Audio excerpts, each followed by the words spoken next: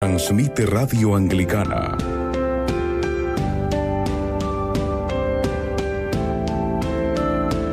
...24 horas...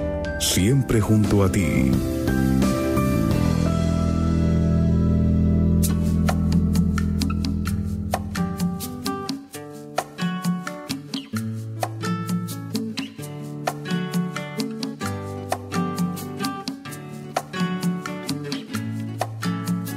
Lámpara es tu palabra para mis pasos, luz en mi sendero.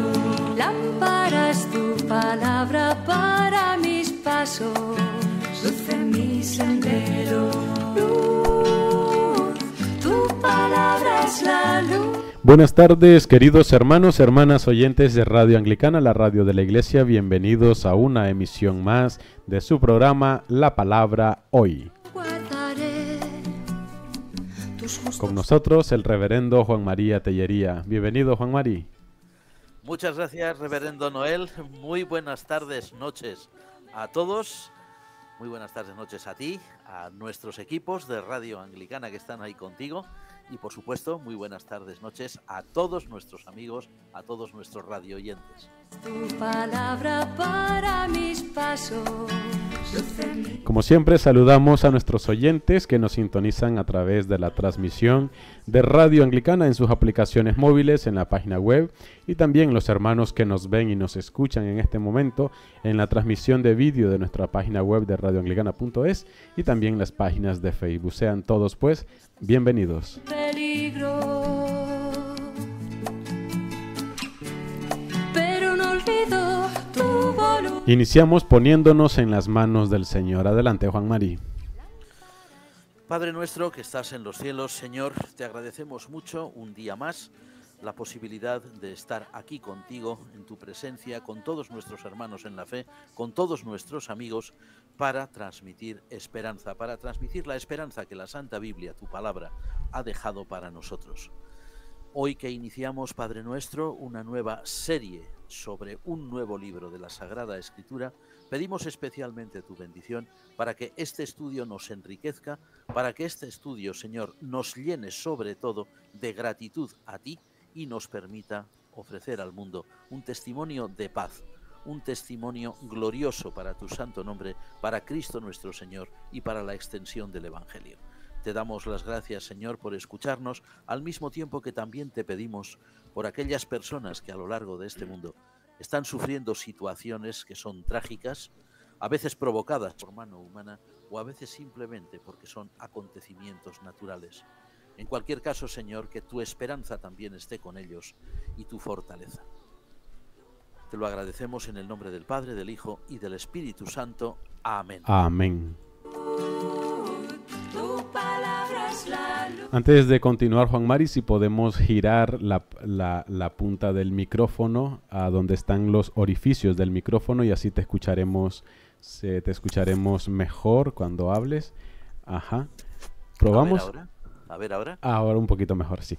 Bueno, pues entonces, como ya ha adelantado nuestro hermano Juan Mari en la oración, hoy iniciamos este nuevo espacio, este nuevo segmento dedicado al libro de los números. Hoy iniciamos nuestras reflexiones en torno al libro de los números. Y en esta ocasión nuestro tema sería Introducción General al libro de los números. Tu palabra es la luz. Como siempre, esperamos que este segmento sea de bendición para cada uno de vosotros y también agradeciendo a los hermanos que ya nos han empezado a reportar sintonía, tanto aquí dentro del territorio como también fuera de él. Y muchos nos han indicado, Juan Mari, que han hecho los deberes, han estado adelantando su lectura del libro de los números, así que muchísimas gracias a nuestros oyentes, les agradecemos estos detalles que tienen, que para nosotros significa muchísimo estos mensajes que nos comparten y ver también la importancia que es para ellos este programa. ¿No es así, Juan Mari? Así es, de hecho, como hemos dicho muchas veces, este programa sí se dirige desde Radio Anglicana, desde los equipos, desde ahí donde tú estás, Pero en realidad quien está haciendo el programa son nuestros amigos, porque con sus inquietudes, sus preguntas o sus deberes hechos, ya como tú acabas de decir, pues son los que nos están dando pie para continuar, por ejemplo, con esta nueva sección.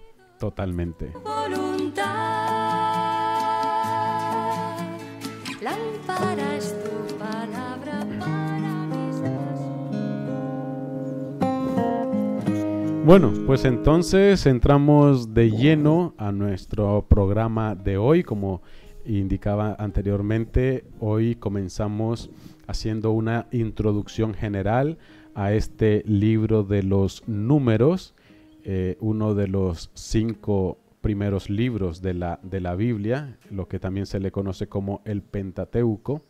Así que, Juan Mari, ¿por qué recibe este nombre de Números? Mira, es muy curioso que este nombre, que ya es muy antiguo, o sea, no es un nombre que se haya inventado hoy, ni mucho menos, es el nombre que le dieron a esta parte del Pentateuco, como tú has dicho muy bien. Números forma parte del Pentateuco, lo que los judíos llaman la Sagrada Torá, los libros de la ley de Moisés. Pues le dieron este nombre concreto, Números, los judíos que vivían fuera de Palestina, concretamente los judíos que vivían en Alejandría de Egipto, pues unos 2 o 3 siglos antes de Cristo, más o menos, ¿no? Que son los judíos que tradujeron a la lengua griega, que era la lengua única que ellos ya hablaban allí, en Alejandría de Egipto, tradujeron del hebreo a su lengua nueva, al griego, y entonces le dieron este nombre, en griego aritmoi, que significa números. Ahora, ¿por qué lo llamaron así? Pues sin duda alguna porque cuando leemos el libro de los Números, los primeros capítulos contienen un censo, la relación de un censo, es decir, unas cantidades numéricas de todos los israelitas que en aquel momento estaban pues dispuestos o que eran hábiles para la guerra. Pero al concluir el libro, también en los últimos capítulos, pues aparece un nuevo censo, es decir, que es un libro marcado por censos. El censo que se hace, según la historia narrada en este libro, en el Sinaí, antes de abandonar el monte Sinaí y dirigirse a la tierra prometida, y el último censo que se hace justo en las puertas de la tierra prometida. Por esta razón, sin duda, los judíos alejandrinos pensaron que el nombre de Números le venía muy bien a este libro, a este conjunto de escritos del Pentateuco. Interesante, Juan Mari, pero también esto nos despierta otra pregunta. ¿Y los judíos cómo le llaman? ¿Cómo le llaman los judíos hoy en día, por ejemplo? Bueno, los judíos de hoy le llaman de otra manera. Es curioso, ¿verdad? No le llaman números, le llaman en su idioma, en hebreo, Bamidbar, que significa en el desierto. Y también tiene su lógica, puesto que este libro, todos sus relatos, contienen pues una descripción más o menos detallada de sucesos que tuvieron lugar en buena parte mientras Israel peregrinaba por los desiertos, desde el Sinaí hasta la tierra prometida, luego desde la tierra prometida hacia el sur, dando una serie de vueltas, pero también por desiertos hasta que volvieron a aquel lugar, ¿no? Es decir, que puesto que la mayor parte de su trama narrativa, el cuadro fundamental es desierto, le dan el nombre de En el desierto. También tiene su lógica. Y hace tiempo atrás, cuando hablábamos de uno de los primeros libros de la Biblia, del Génesis, si mal no recuerdo, también tú nos indicabas de que eran las primeras palabras que aparecían en el escrito hebreo, ¿no? Y entonces, uno de las palabras que nos comentabas, que en este caso sería en el desierto, y por eso también así le llamaban, ¿no?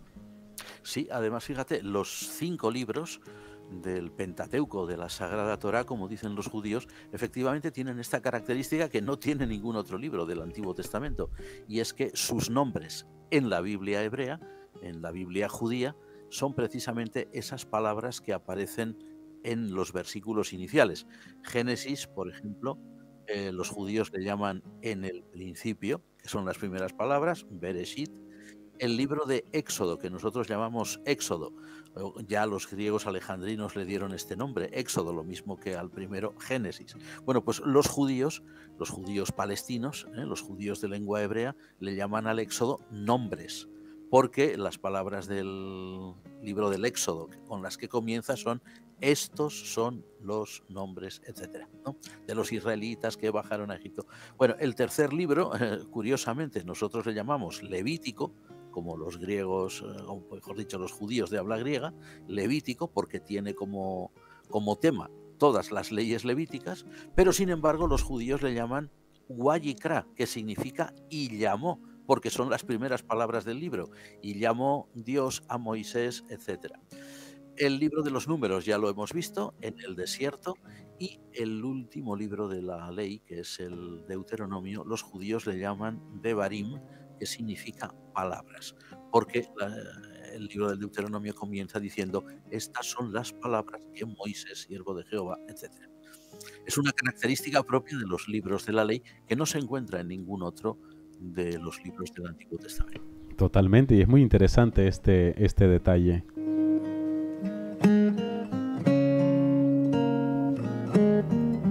Unificando varias preguntas que también nos surgen de nuestros oyentes con algo que teníamos ya también preparado, sería: ¿quién es el autor de este libro? ¿Quién lo escribe y cuándo se escribe, Juan Mari? Bueno, hay una tradición judía que data ya pues de unos siglos antes de la era cristiana, una tradición judía que se ha perpetuado también, o se perpetuó en el cristianismo, según la cual el libro de los números, lo mismo que el resto del Pentateuco, habría sido obra de Moisés, es decir, del gran legislador de Israel, ¿no?, o del libertador de Israel de la esclavitud egipcia, ¿no? Esto ha hecho que en algunas ediciones bíblicas actuales, sobre todo en ciertos idiomas modernos, por ejemplo en alemán o por ejemplo en islandés, pues a veces encontramos ediciones de la Biblia en los que los 5 libros de la ley se llaman primer libro de Moisés, segundo libro de Moisés, tercer libro de Moisés, Números, cuarto libro de Moisés, y Deuteronomio, quinto libro de Moisés. A ver, si hubiera sido Moisés, como dicen, el autor del libro de los Números y el autor del Pentateuco en general, pues la pregunta era cuándo, ¿verdad? La segunda pregunta era cuándo, quién escribió y cuándo, Sí, ¿no? sí, sí. Mal no recuerdo. Bien. Pues entonces, ¿cuándo se debería haber escrito? Bueno, puesto que la época de Moisés se localiza más o menos hacia el siglo XIII antes de Cristo, algunos dicen que un poquito antes, siglo XV, bueno, pues en ese tiempo más o menos el libro de los Números, el Pentateuco entero, habría visto la luz. Bueno, pero ahora tenemos que decir la segunda parte. La realidad es muy diferente a lo que ha dicho esta tradición judía, ¿no? A ver, los estudios más rigurosos, los estudios críticos, cuidado que no criticones, críticos, los estudios críticos serios que se han hecho del Pentateuco en su conjunto y del libro de Números en particular, evidencian que en su redacción no aparece una sola mano. Aparecen muchas manos que para nosotros son anónimas, ¿no?, o desconocidas. Suponemos, eso sí, que son manos levíticas, o manos sacerdotales, por una sencilla razón: en la antigüedad los únicos que realmente sabían escribir, leer y escribir eran sacerdotes y sus escribas. Ellos formaban a sus propios escribas, ¿no? Y son manos que a lo mejor pues han puesto por escrito esas tradiciones diversas, pues no en el mismo momento histórico, sino en momentos diferentes, ¿no? Vamos a suponer desde el siglo VIII antes de Cristo hasta, por ejemplo, el siglo VI, ¿no?, más o menos. Lo que sí podemos comprender es que la redacción definitiva de todos estos materiales que conforman el Pentateuco y concretamente el libro de los Números, la redacción definitiva, el redactor final, quien quiera que fuera, dicen algunos que sería Esdras, el escriba y sacerdote Esdras, o alguien de la gran sinagoga que él dirigía, pues esa redacción definitiva debió tener lugar hacia el siglo V antes de Cristo. O sea, justo después de la cautividad babilónica, ¿no?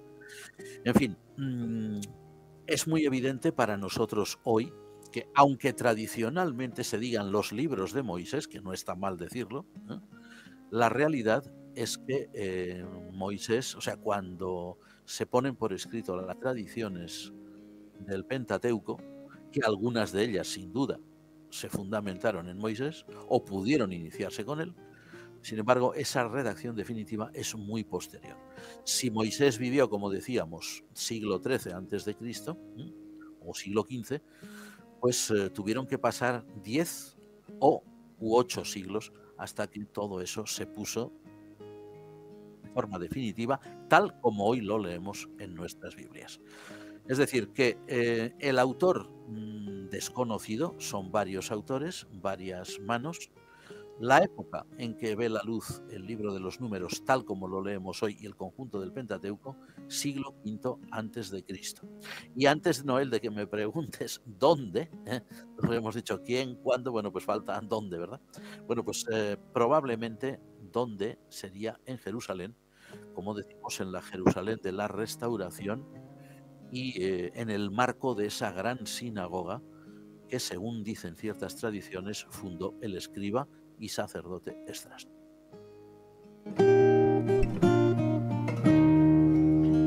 Pues sí, te me adelantaste. Bueno, vamos ahora a ver un poco los objetivos, ¿no?, de este libro. ¿Para qué se escribe o para quiénes o para quién se escribió? Ahí tenemos varias posibilidades. Bueno, está claro que las tradiciones antiguas, las tradiciones orales, primero eran orales, que subyacen a nuestro texto actual del libro de los Números, lo mismo que el Pentateuco en general, esas tradiciones orales evidentemente tenían como finalidad instruir, educar al pueblo de Israel. Tradiciones, por ejemplo, que hablaban, para no salir del libro de los Números, de cómo desde el Sinaí se organizó todo el viaje hasta la tierra prometida, o cómo al llegar a la tierra prometida el pueblo se sublevó contra Dios, fue infiel, o cómo el pueblo tuvo que andar luego 40 años por el desierto, ¿no? Pues viviendo como podían, hasta que murió toda aquella generación de gente pues que no era agradecida, ¿no?, de gente ingrata. O las tradiciones referentes a las primeras conquistas de zonas de la Transjordania, ¿no?, por ejemplo, las regiones de Basán, donde había una serie de reinos, ¿no?, el reino de Og y el reino de algún otro, ¿verdad?, que los israelitas conquistaron. Todas esas tradiciones, que en principio eran orales, se dirigían al pueblo de Israel y, como decimos, tenían la intención de conservar un recuerdo de su historia nacional y también una finalidad educativa. El pueblo debía saber que sus antepasados habían sido infieles, habían sido ingratos. El pueblo debía saber que, a pesar de todo eso, Dios tuvo misericordia de ellos, Dios los dirigió. El pueblo debía saber que Dios cumpliría su promesa con o sin aquella generación de personas ingratas, ¿no?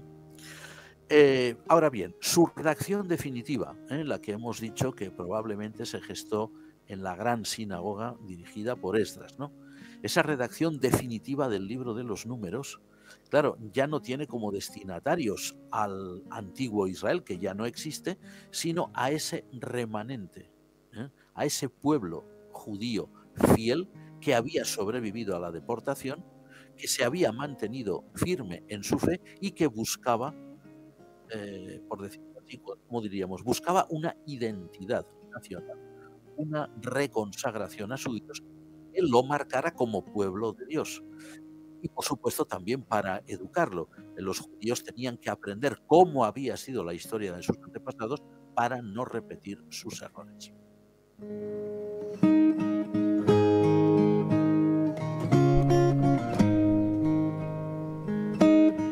Comentabas anteriormente que se le llama el libro de los Números debido a que hay muchos censos en él. Comienza con censos, acaba con censos.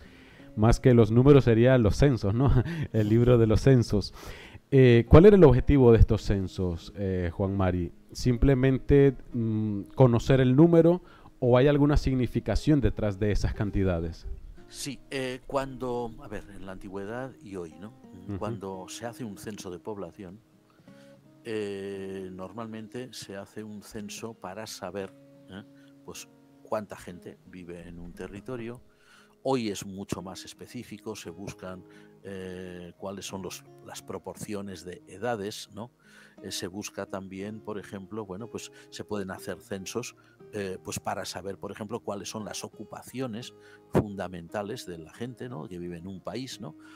Qué porcentaje hay, por ejemplo, de trabajadores manuales, trabajadores de la construcción, qué porcentaje hay, por ejemplo, pues de personas que se dedican a la medicina, a la docencia, etcétera, ¿no?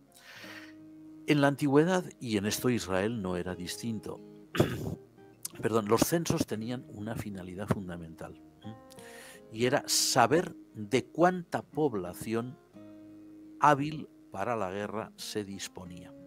En este sentido, los censos antiguos y los censos israelitas pues no son distintos.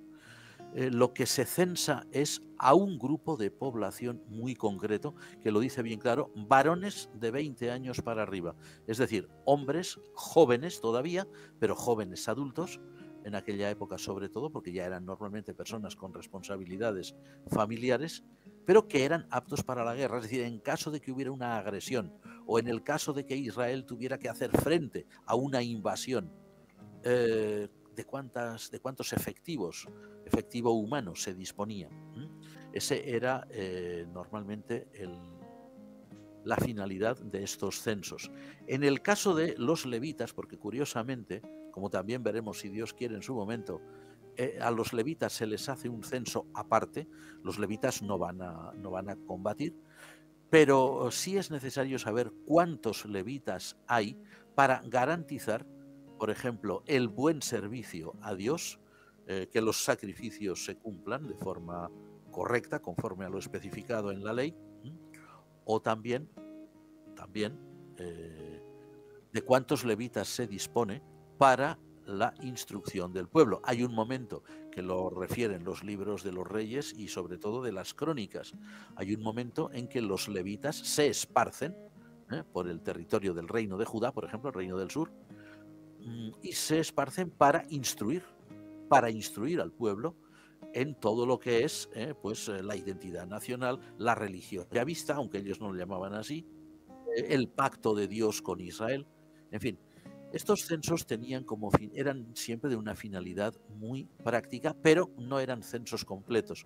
Por ejemplo, esto hoy, pues a nuestra mentalidad occidental y cristiana, pues no le hace demasiada gracia, pero no había censos de mujeres, por ejemplo.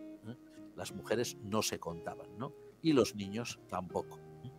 Pero en fin, hay que tener en cuenta que son censos realizados en una época muy concreta, por unos pueblos muy concretos que vivían en un sistema de civilización que no es el nuestro.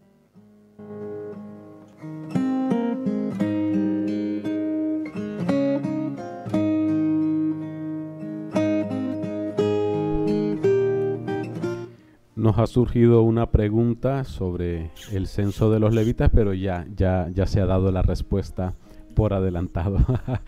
Ok, Juan Mari, algunos especialistas expresan que se encuentran muchos problemas en este libro, o sea, que encuentran demasiada dificultad, por así decirlo, o para explicarlo o para entenderlo, tanto los exégetas como también los estudiosos de la Biblia. ¿A qué se debe esto?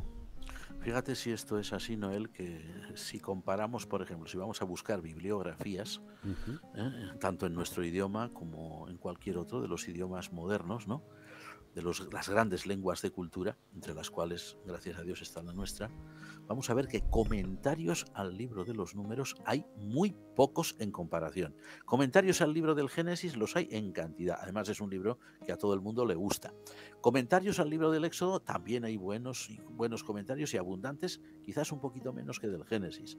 Del Levítico la verdad es que no hay tantos, pero es por la dificultad que puede plantear el texto. Del Deuteronomio sí que los hay, y muy buenos.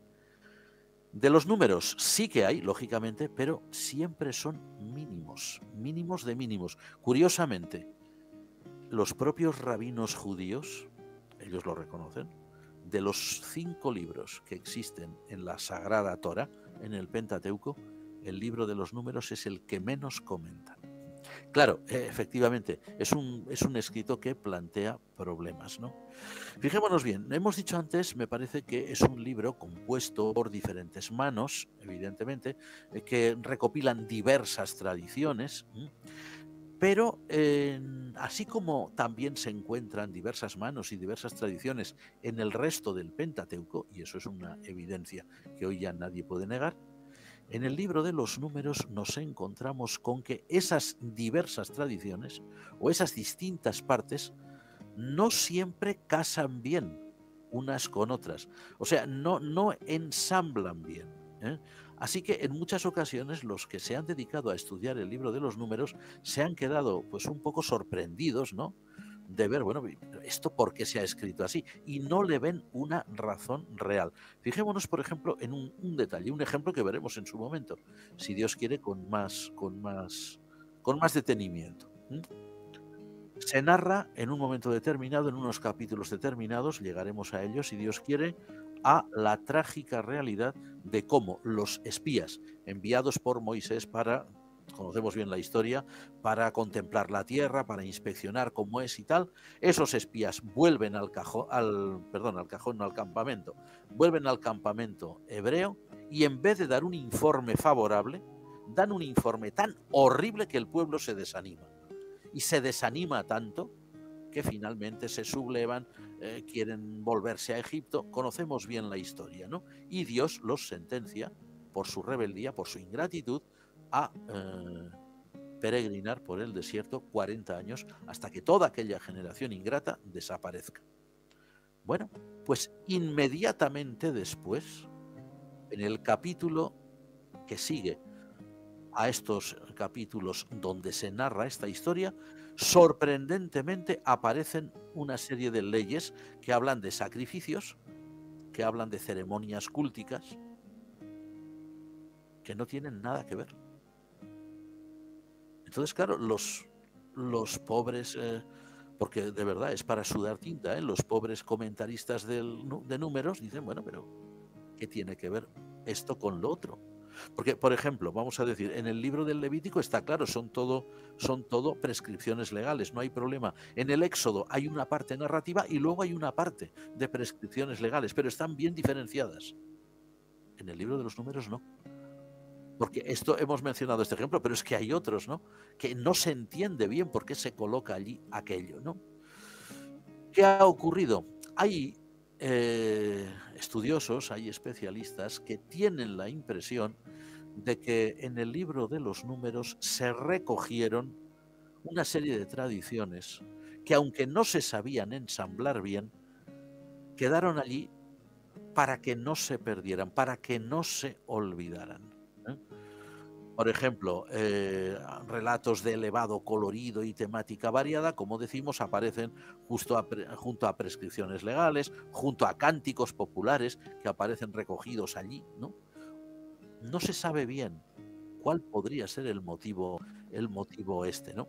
Bueno, hay uno de los padres de la Iglesia antigua, Orígenes de Alejandría, gran comentador de las Escrituras, que dijo claramente que el libro de los números era un alimento pesado e indigesto, porque no se veía por qué línea se dirigía, ¿no?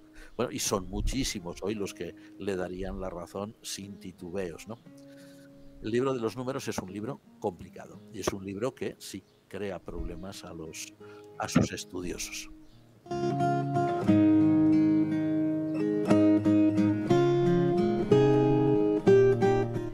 Para un cristiano de este siglo, Juan Mari, ¿cómo sería su actitud ante el libro de los números y qué valor puede tener para nosotros hoy este libro?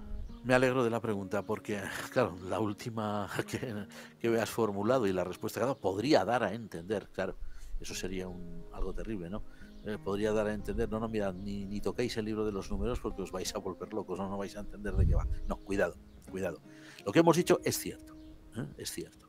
El libro de los números parece aquello que se dice en castellano muy popular, un cajón desastre, donde se mete de todo y donde se puede encontrar de todo sin orden ni concierto.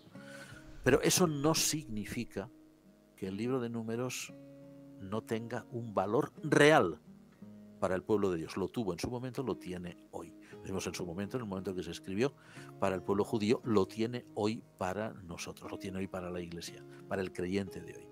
A ver, las tradiciones del libro de los números, aunque vengan así un poquito revueltas, que sean un poco un batiburrillo, como se suele decir, las tradiciones de los números dan testimonio, eso sí, de una peregrinación de Israel por el desierto, que fue un hecho histórico en la vida nacional de Israel, esos 40 largos años que habíamos iniciado, y sin duda ofrece datos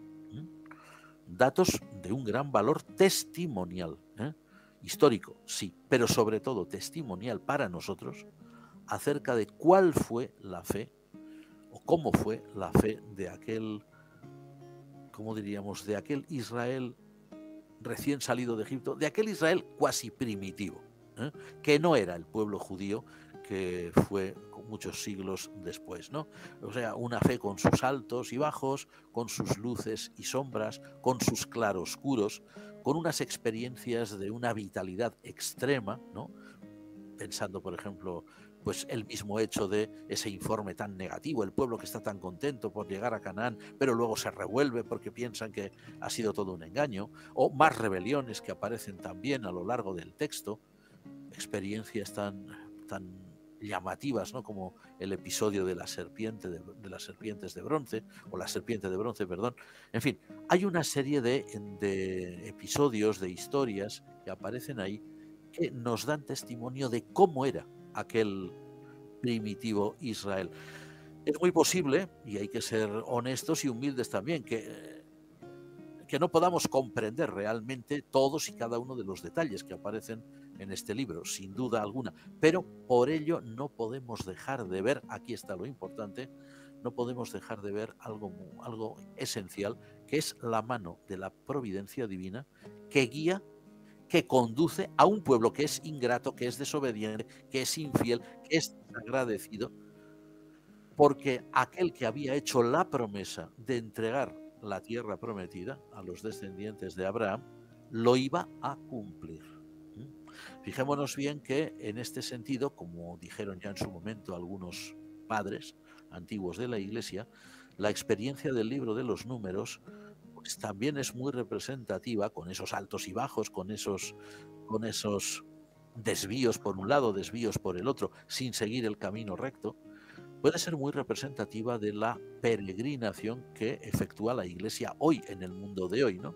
Puesto que nosotros somos también un pueblo peregrino que nos dirigimos a nuestra patria, la patria celestial. Sabemos que este mundo no es realmente nuestro hogar es algo que va a venir después en el propósito de Dios, y nos muestra, perdón, cómo en esta peregrinación nuestra, en la que lo mismo que el antiguo Israel, pues tenemos tendencia a ir por un lado o a ir por otro, menos por donde corresponde, pues a pesar de todo, Dios es fiel, Dios es misericordioso, Dios es bondadoso, Dios es compasivo y nunca deja de guiarnos como pueblo, ¿no? En fin, el mayor peligro que corrió el pueblo de Israel en el libro de los números no fueron ni los ataques de algunos pueblos hostiles, ni las serpientes aquellas de mordedura ardiente. El mayor peligro que tuvo Israel fue él mismo. El mayor enemigo de Israel fue él mismo. La mayor hostilidad que se mostró contra Israel fue la que generó él mismo, contra sí mismo y por lo tanto contra su Dios, ¿no? Pues a pesar de todo, Dios estaba con ellos.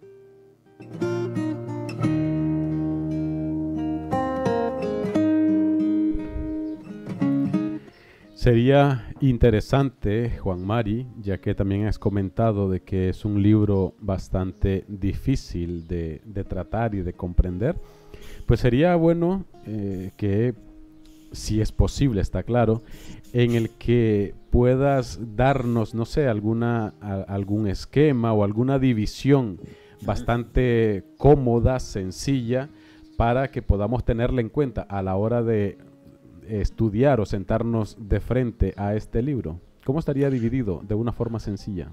Pues mira, de la forma más sencilla que yo he encontrado que lo dividen es en dos grandes bloques. Primero, son los 10 primeros capítulos, ¿no? Que son el pueblo, o sea, el pueblo de Israel en el Sinaí, todavía en el Sinaí, pero preparándose para salir del Sinaí y proseguir hacia la tierra prometida. Y la segunda parte, desde el capítulo 11 o la mitad del capítulo 10, para ser más exactos, hasta el final, que sería la peregrinación de Israel desde que sale del Sinaí hasta que llega a las puertas realmente, no, a las puertas reales, vamos, allí, al pie de la frontera, como diríamos hoy, de la tierra prometida. Esta sería la distribución, vamos a decir así, más sencilla y más cómoda. Claro, cada una de estas partes pues tiene pues una gran variedad de temas, que a veces siguen una línea, pero a veces no, como hemos dicho, que pueden despistar incluso al lector y también al estudioso. Pero estos dos bloques, en el Sinaí y en el desierto hasta la tierra prometida, estos dos bloques sí, son la forma en que podemos entender que está estructurado el libro de los números, ¿no?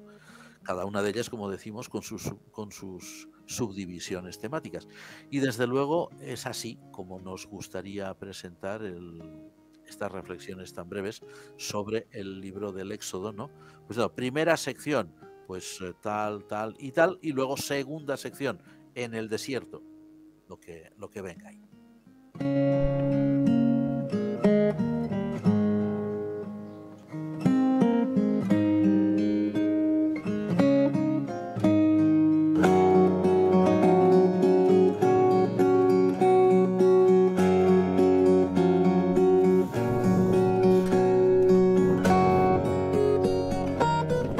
Ya en la recta final de nuestro programa, Juan Mari, me gustaría, a ver si también es posible, ¿qué consejo, primeramente sería, qué consejo le darías tú a uno de nuestros oyentes a la hora de leer este libro? Y luego, ¿qué advertencia le darías que tenga cuidado a la hora de sentarse a leer este libro? Entonces, vamos a ver estas dos cositas, Juan Mari. Vale, el primer consejo sería pues un consejo muy general que damos siempre y siempre hemos dado y creo que daremos, si Dios quiere, a cualquier lector de la Sagrada Escritura. Que se siente, que abra el libro de los números y que lo lea, no para sufrir, no para ponerse nervioso, no para alterarse. Desgraciadamente, como hemos dicho en alguna ocasión, hemos conocido y conocemos a lectores de la Biblia que parece ser que cada vez que abren las páginas sagradas acaban o bien con un infarto o bien con úlcera de estómago, porque no lo leen para disfrutarlo, lo leen siempre, como hemos dicho, no leer para algo o para alguien, sino contra algo, contra alguien. Esa no es la forma de leer las Escrituras, ni el libro de los números, ni ninguno. Nuestro consejo sería: siéntense o sentaos para disfrutar de la lectura de un libro muy antiguo que recoge tradiciones muy antiguas y de las cuales podemos aprender mucho. Ese sería el consejo. Y en segundo lugar, habías dicho... Una advertencia. ¿Qué tenemos que tener cuidado a la hora de tal? Bien, la advertencia sería, puesto que es una recopilación de tradiciones muy antiguas que describen, evidentemente, un mundo, unas condiciones de vida que no son las nuestras, pero no es que no sean las nuestras, es que ni se le parecen. O sea, es diametralmente opuesto a lo que nosotros podríamos imaginar. Tengamos en cuenta que lo que ahí se dice, pues no siempre podemos aplicarlo al pie de la letra a nuestro mundo actual, ¿no? O incluso ni siquiera las imágenes de Dios que a veces proyecta el libro de los Números son las que conocemos en el Evangelio. Podrían ser incluso hasta contrarias, pero eso no es culpa de Dios, ¿eh? Eso es la redacción de unas tradiciones muy antiguas, de un mundo muy antiguo que concebía a su Dios de una forma muy diferente de nosotros. Tengamos en cuenta que nosotros hoy tenemos la gran ventaja como cristianos de haber conocido al Mesías. Ellos no lo conocieron y la imagen que tenía de Dios era muy cercana a la que muchos paganos tenían de sus dioses. Nosotros hoy ya no podemos tener esa concepción. Así que cuidado al leer ahí los Números, porque un lector actual se puede quedar pues realmente no ya sorprendido, sino desagradablemente sorprendido de leer ciertas cosas. Cuidado. Esa es la interpretación que dieron los israelitas de su historia. Solamente así se puede disfrutar de esa lectura, disfrutar y aprender. Y también es muy importante para nuestros oyentes de que esta advertencia, al igual que el consejo también, son válidos para cualquier libro de la Biblia. Y más a tener en cuenta en escritos tan antiguos que tenemos tantos años, tantos siglos de diferencia. Y esto que el Nuevo Testamento es más reciente, pero aún así también tiene lo suyo. Así que este consejo con esta advertencia van de la mano para cualquier libro de la Escritura, y creo que es muy importante. Teniendo este principio bien claro, disfruta de la lectura. Así es. Para mis pasos. Bueno, pues con esto llegamos a nuestro final, al final de este episodio de hoy, de esta introducción general que hemos hecho al libro de los Números, esperando que haya sido de vuestro agrado y también de vuestras de gran bendición para vuestras vidas.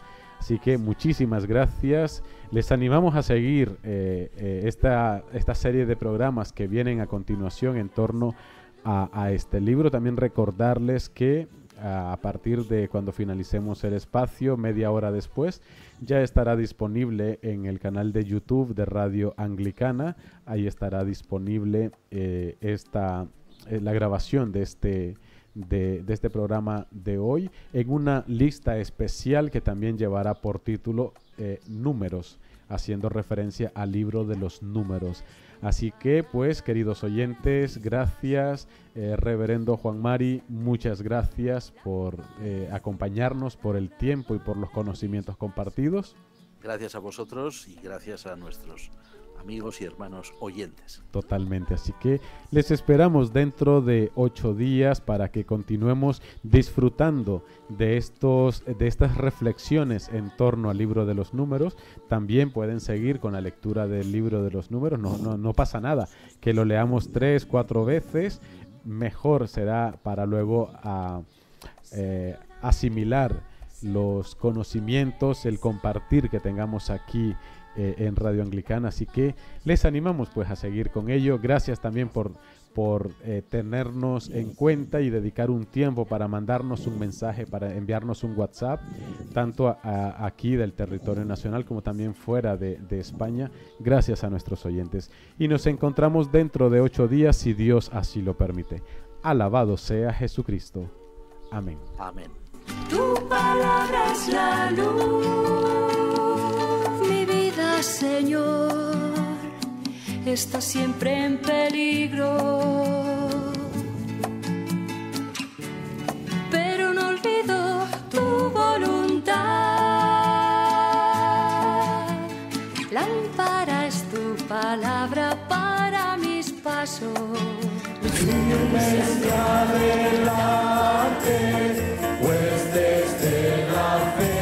Usted está en sintonía de Radio Anglicana, transmitiendo vía internet en www.radioanglicana.es. También puede escucharnos en su dispositivo móvil, descargando nuestra aplicación para Android e iOS. Radio Anglicana, la voz de la Iglesia.